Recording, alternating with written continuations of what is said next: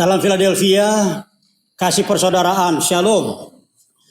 Selamat jumpa dengan saya, Pendeta Feki Mawuntu, di dalam program ibadah, kegiatan ibadah hari Minggu, tanggal 17 Mei 2020. Puji Tuhan, Bapak Ibu Saudaraku ke dalam Tuhan Yesus Kristus yang berada di rumah masing-masing sidang jemaat Tuhan, bahkan siapa saja yang bisa mengikuti ibadah pada pagi hari ini. Saya memberi tema, Tuhan yang memberi kekuatan. Tuhan yang memberi kekuatan. Mari kita berdoa.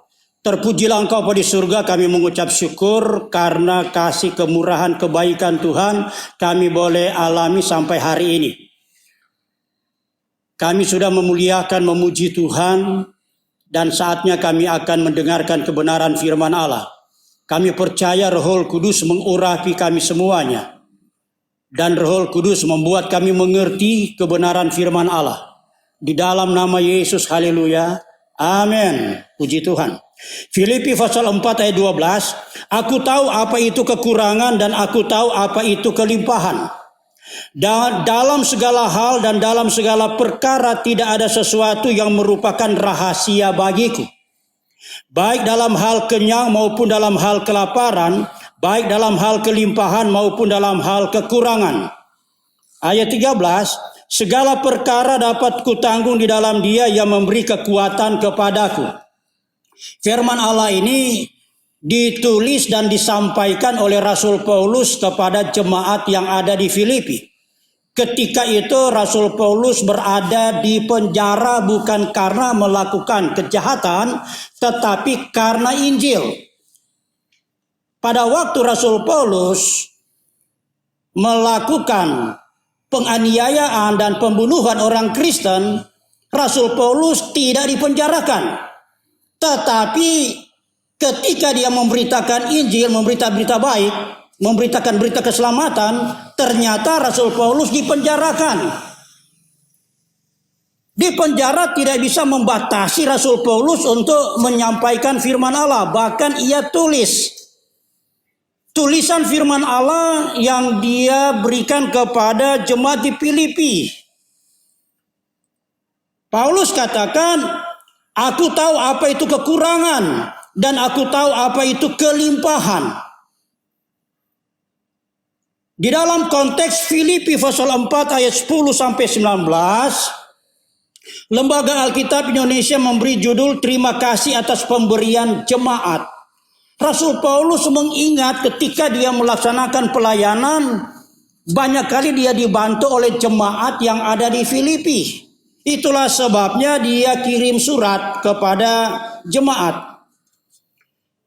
Dari konteks ini kita akan memperhatikan dari sisi segala perkara dapat kutanggung di dalam Dia.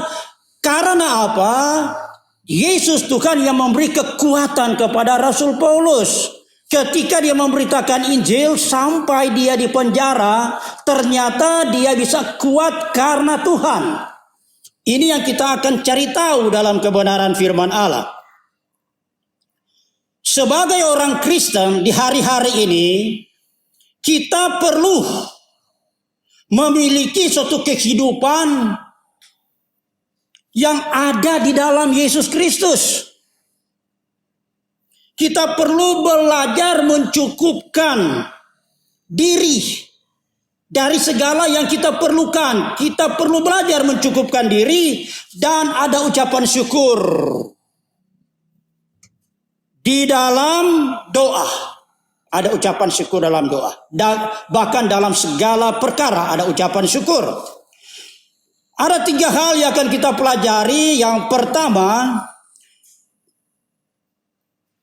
hidup ini perlu memiliki prinsip. Dari konteks ini tentunya kita perlu memiliki prinsip hidup ada di dalam Yesus Kristus. Dalam situasi seperti ini kita perlu memiliki prinsip ini. Kehidupan kita perlu tetap ada di dalam Kristus Yesus. Sebagaimana Rasul Paulus berkata, dia bisa kuat dalam segala hal di dalam Yesus. Sekali lagi, di dalam Yesus.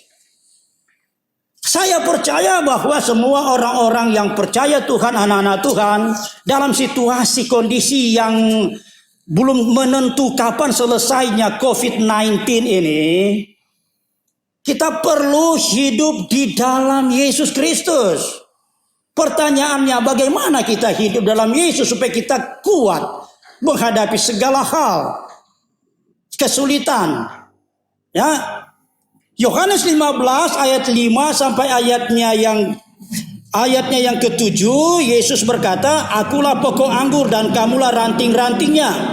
Barang siapa tinggal dalam aku dan aku dalam dia, ia berbuah banyak, sebab di luar aku kamu tidak dapat berbuat apa-apa." Ayat ini menunjukkan bahwa kalau kita mau ada dalam Yesus Kristus, kita tetap menyatu dengan Tuhan Yesus. Yesus memberi perumpamaan di sini bahwa pribadinya itu adalah pokok anggur. Dan umat-umat Tuhan, murid-murid Yesus, orang-orang Kristen adalah carangnya. Kalau lepas dari pokok anggur, tidak dapat berbuat apa-apa. Tidak bisa kuat menghadapi kesulitan dan tantangan di luar Yesus. Bahkan ada yang sangat mengerikan ayat berikutnya. Barang siapa tidak tinggal dalam aku, ia dibuang keluar seperti ranting dan menjadi kering. Kemudian dikumpulkan orang dan dicampakkan ke dalam api lalu dibakar. Ini yang sangat mengerikan. Orang yang di luar Yesus, alamat akhir hidupnya yaitu api neraka. Selama dia hidup, tidak tahan dengan kesulitan, persoalan, tantangan hidup. Mengapa? Karena di luar Yesus. Kita bisa bayangkan Rasul Paulus yang ada di penjara, dia bisa kuat di dalam Tuhan. Bahkan dalam pemberitaan Injil di berbagai tempat, memang dia ada kekuatan dalam segala hal yang dia perlukan. Kemudian kita lihat di ayat 7, Yohanes 15 yang ke-7, "Jikalau kamu tinggal dalam aku dan firmanku tinggal di dalam kamu, minta apa saja yang kamu kehendaki, kamu akan menerimanya." Jadi ini adalah jawaban dari pertanyaan bagaimana kita ada di dalam Yesus.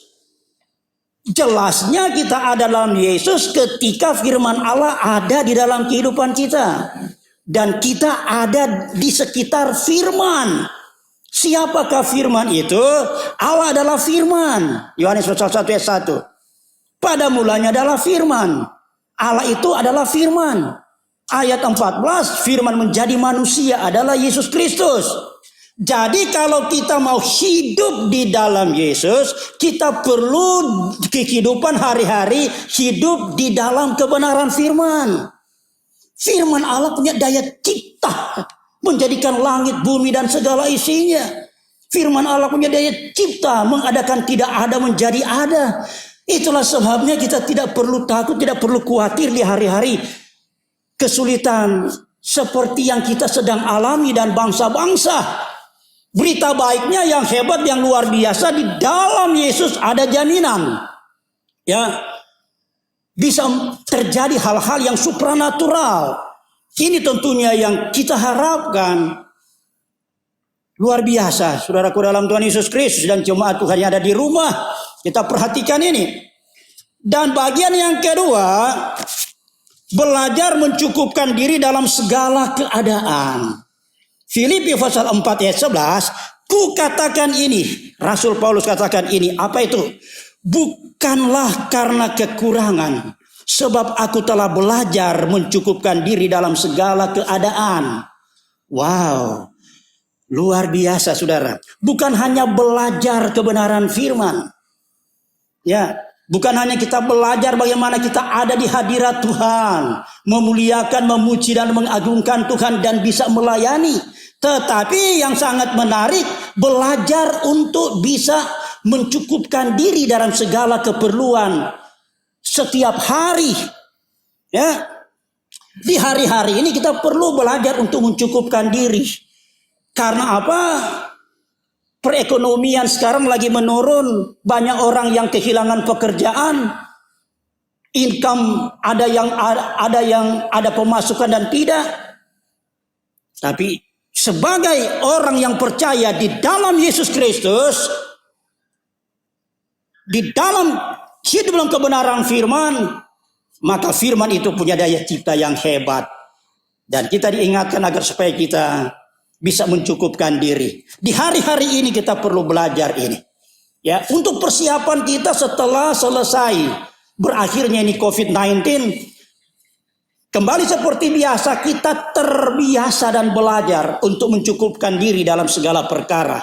Tidak perlu kita memikirkan hal-hal yang lebih-lebih. Apa yang adanya kita hidup. Puji Tuhan. Yesus mengajar di dalam doa Matius 6 ayat 11. Berikanlah kami pada hari ini makanan kami yang secukupnya. Bukan boros di soal makanan. Kerajaan Allah bukan soal makan dan minum. Ya, tetapi menyangkut kebenaran, damai sejahtera dan sukacita oleh Roh Kudus. Inilah yang dikehendaki oleh Tuhan. Di hari-hari ini mari kita tingkatkan doa kita supaya kita mendapatkan makanan yang secukupnya. Bayangkan saja orang Israel ketika mereka membuat perjalanan di padang gurun, kekurangan dan kehabisan makanan, dan Tuhan memberi makanan mereka yang luar biasa. Ya, mana? Embun yang turun menjadi mana. Dan Tuhan katakan bahwa makan sesuai dengan kebutuhan. Tapi ada waktu itu yang rakus. Ternyata mereka mati juga dengan rakusnya. Itulah sebabnya saudaraku dalam Tuhan, kita diberi petunjuk dalam doa secukupnya. Luar biasa saudaraku dalam Tuhan ya. Ayat-ayat ayat 11 sampai ayatnya ke-12 ini menunjukkan bahwa Rasul Paulus belajar dalam hal kurang, dalam hal lapar, dalam hal kenyang, dalam hal kelimpahan. Itu yang dia belajar. Luar biasa. Puji Tuhan. Mari kita lanjut pada poin yang ketiga.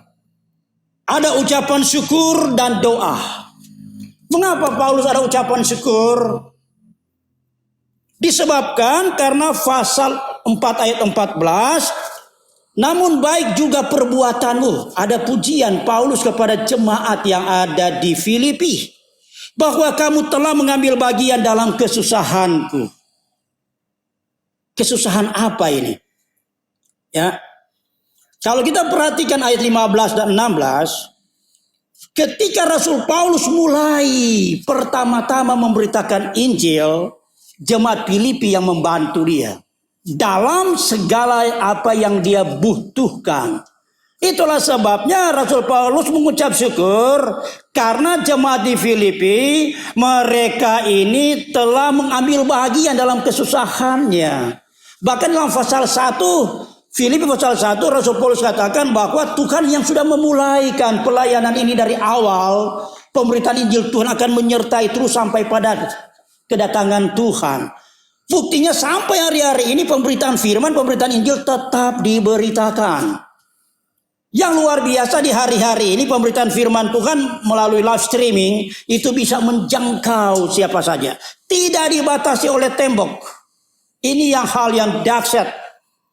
Menjelang kedatangan Tuhan, firman Allah harus diberitakan ke seluruh dunia. Sementara terjadi.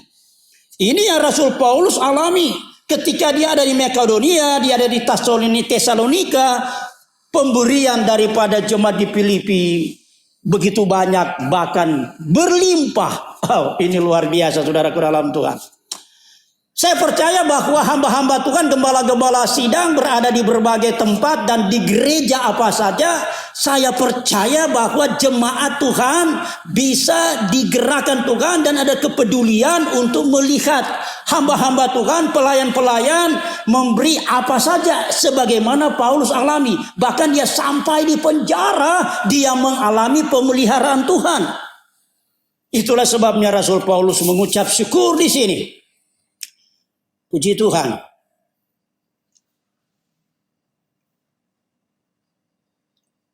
Kita perhatikan ayat 18. Kini aku telah menerima semua yang perlu daripadamu, Malah lebih daripada itu, aku berkelimpahan. Wow, luar biasa. Itulah sebabnya dia telah belajar yang hidup kekurangan, berkelimpahan. Ya, lapar, kenyang. Paulus alami itu. Dan tentunya diharapkan oleh Rasul Paulus dapat dialami juga oleh jemaat yang ada di Filipi, bahkan di berbagai tempat. Puji Tuhan. Ketika Rasul Paulus menerima persembahan dari jemaat Tuhan, apa Rasul Paulus katakan? Suatu persembahan yang harum. Luar biasa ini, saudara. Ya, segala pemberian jemaat dia katakan ini suatu persembahan yang harum.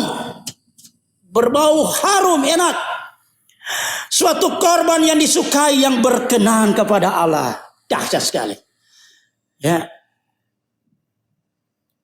Dari tempat ini tentunya saya sampaikan kepada rekan-rekan gembala hamba-hamba Tuhan di berbagai tempat gereja, denominasi gereja.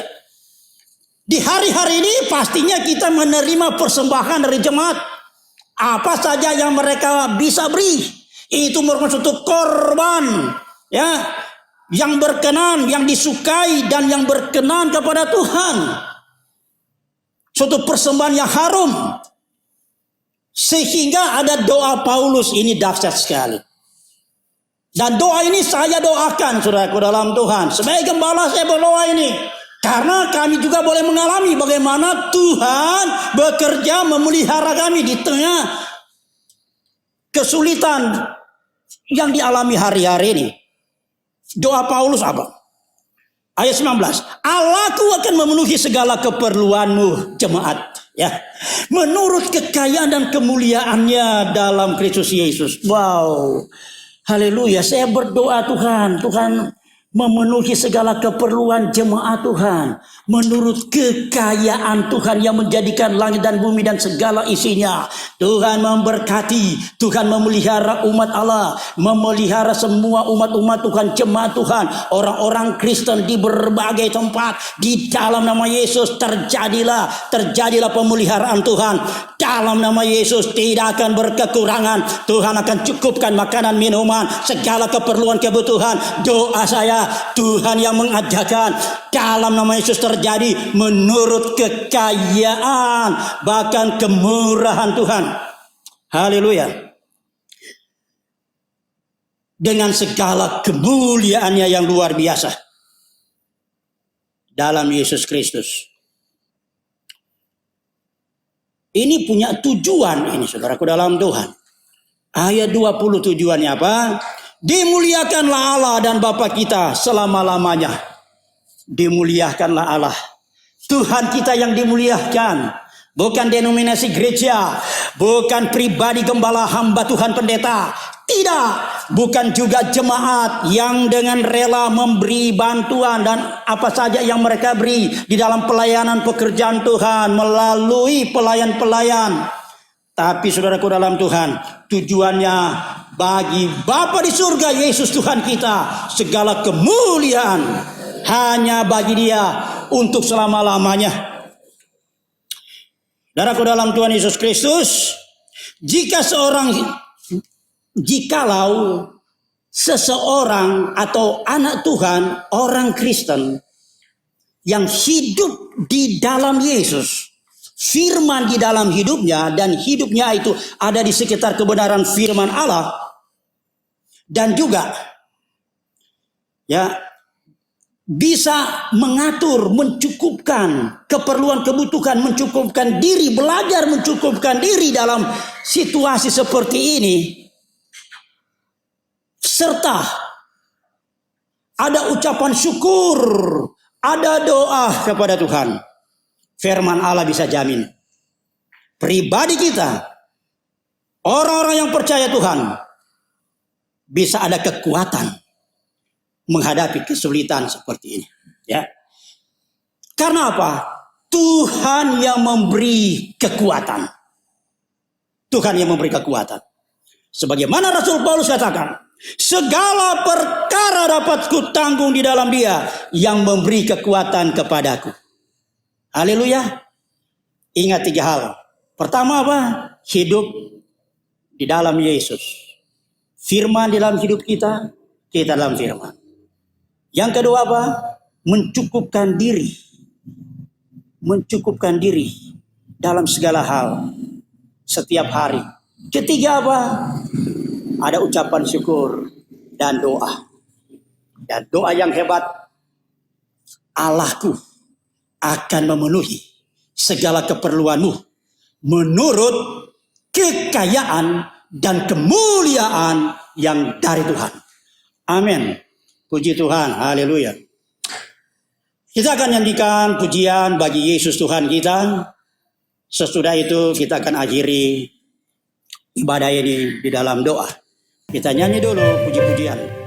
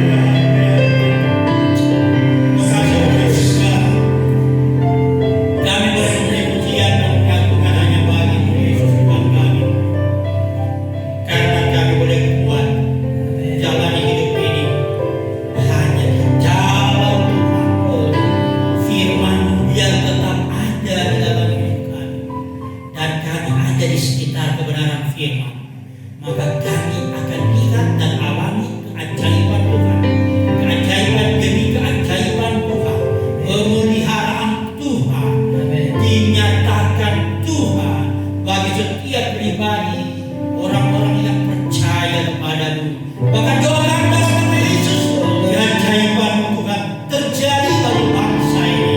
Terjadilah pemulihan bagi bangsa ini. Kami katakan di dalam nama Yesus Tuhan.